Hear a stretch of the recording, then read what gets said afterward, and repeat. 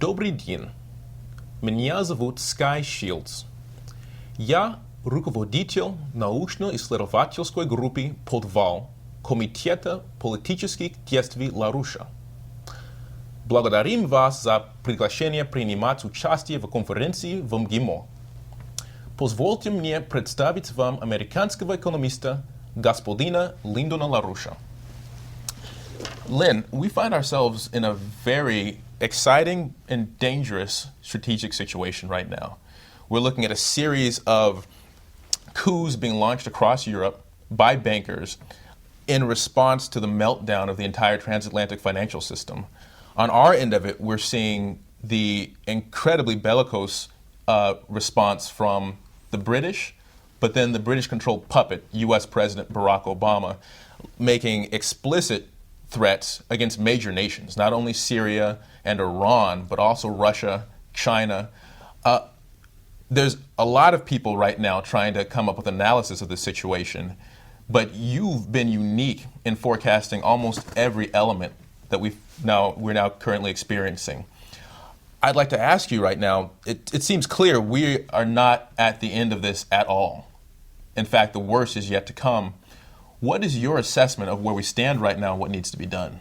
We're on two dangers. One is the economic danger, and the European side, especially on the European Atlantic side, is right at the end point of a general breakdown crisis. This is especially strong in the continental European sector. The British sector is a little less vulnerable, but you have to realize that the rest of continental Europe, Western Europe, has absolutely no security whatsoever. It's simply going into a hyperinflationary breakdown process. Right. So there we can expect at the moment nothing from Europe that's good unless there's a fundamental change that proceeds before a general breakdown crisis. We're having a situation which is comparable to Germany in 1923. It's a hyperinflationary process. Germany was isolated when it was victimized by hyperinflation. This time it's more balanced among a group of nations. Therefore, it didn't come on quite as fast. But it's coming on now. We're at the end point. The United States is under the influence of an insane president who's controlled essentially from London. He's a London puppet. And this is a disaster. So therefore, you have two pictures of the world. One is the transatlantic side, in which this is the side that's in general breakdown. One of the exceptions is Argentina. Argentina is one of the few countries in the transatlantic region which is still stable for special reasons. And then you have on the other side the Pacific side. Now, I would include Russia essentially in the Pacific side because it's actually the orientation of development of Russia is moving largely toward the Pacific Ocean together with China and together with Asia. So you have a trans-Pacific region of the world, which is more hopeful than the transatlantic region. But the point is we're now at a point where the whole thing can come down in a chain reaction. That Eastern Europe, Asia has a much better resilience right now to the crisis because of the terrible situation in Europe in particular. Right. But the whole world is ready to come down. We're also threatened, as often happens, with a third world war. The first one, of course, was actually started with the ouster of Bismarck in Germany. And that blew things open and opened up for the British role in creating World War I. Then we had the Second World War, which was much more destructive than the first one. And now we're on the verge of a third one. And it could happen. You have a concentration in the eastern part of the Mediterranean and in the Indian Ocean region around a kind of a new Balkan area, which is the Middle East area. This area is ready to be the cockpit with the greatest concentration of thermonuclear weapons concentration in the eastern Mediterranean and in this area in the Indian Ocean. So we could have, and there is a threat of this, a triggering by Israel and by other kinds of factors, a triggering of what becomes a general third world war. Over this time, as we've understood since World War II, we've understood that you cannot have major wars anymore. because the weapons of choice are thermonuclear weapons. You cannot put a lid on this. We've come to the point, as we understood with the SDI effort, which I was involved in, that you can no longer have major wars among nations. You have to find other means of resolving the problems. Now we've got a point where, again, we're faced with the potential of a third war, but this time a thermonuclear war, because the only significant weaponry for this area of conflict, which goes into Asia, is in this area. It's only the only possibility is thermonuclear warfare. So therefore, the question of preempting the world situation strategically and avoiding thermonuclear war, because it's the U.S. thermonuclear arsenal which is the key to a threat of a major war. And right now, around this issue there in the Middle East, we actually do not have a local crisis situation. We have a threat of a worldwide thermonuclear warfare situation.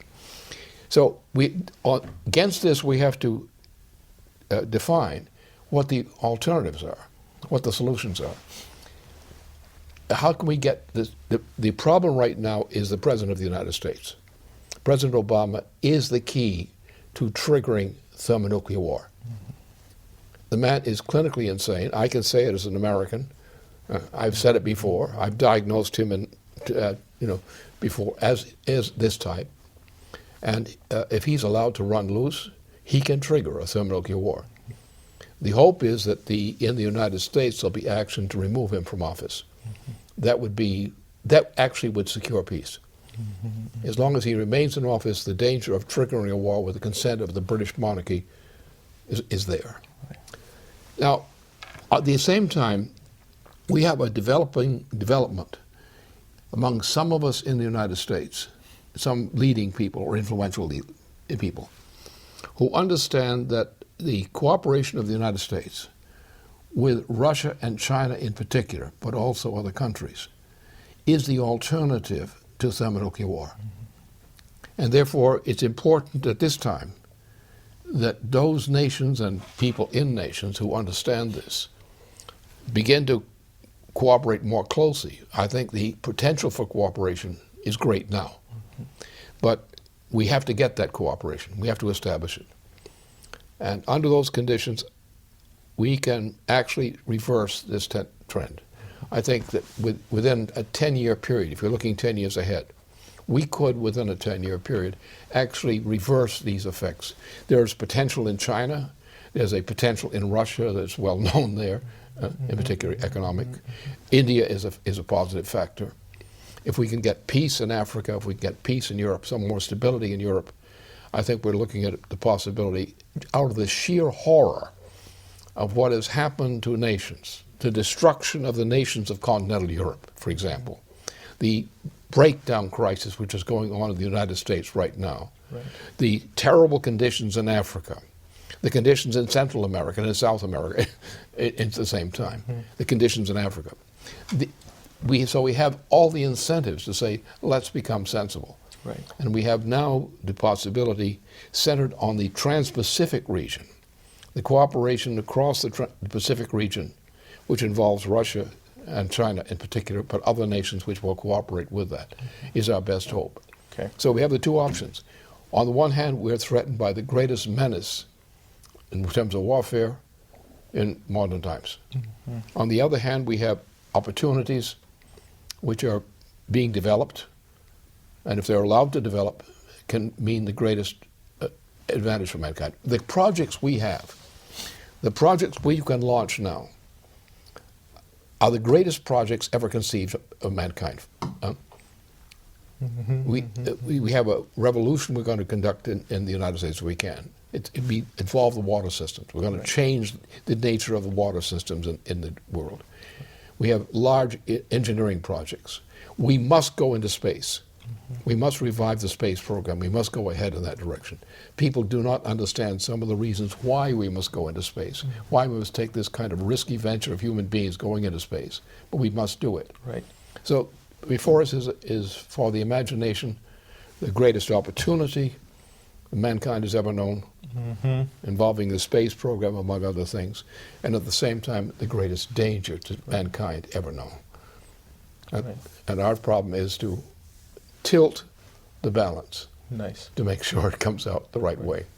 And all of this hinges on achieving this trans-Pacific alliance, this trans-Pacific orientation of the world, not away from dumping the British orientation we've got in the U.S. now with Obama, eliminating him and eliminating that as a force here, but then shifting our policy now towards this kind of alliance first, Russia, China. That's it. The keystone is Russia because it's a transition nation, a state, European and Asian. It has an Asian orientation right now. The Asian orientation makes a lot of sense. There are rich resources there which can be developed. China and Russia need each other in Asia because they're complementary. China has the great population. Russia has the potential of developing the northern part. This can be the great stimulus. And that goes along well, as you're describing, with the motion, what NWAPA as a development project means for the U.S. Our Western Northern development matches up perfectly with the kind of Far East development and Siberian development in Russia. Oh, we are working actually with what we know are some of the greatest large-scale projects that mankind has ever conceived of, just on Earth itself. But when we realize why we have to go into the area of the solar system, develop there, which is a subject in itself, we realize that the whole future of mankind can potentially undergo the greatest, most impressive result we could imagine. Okay. Well, thank you, Lynn. I think that gives some clear marching orders, and we'll have some in later sessions of this conference. We'll put together in a more detailed way some of these specific proposals. But I think from this, it's clear what the immediate response to the strategic threat needs to be. Well, I think there's an opportunity of riches in this process. That there's much to be done. There's so much to be done, you can't encompass it all in a short discussion. Yes.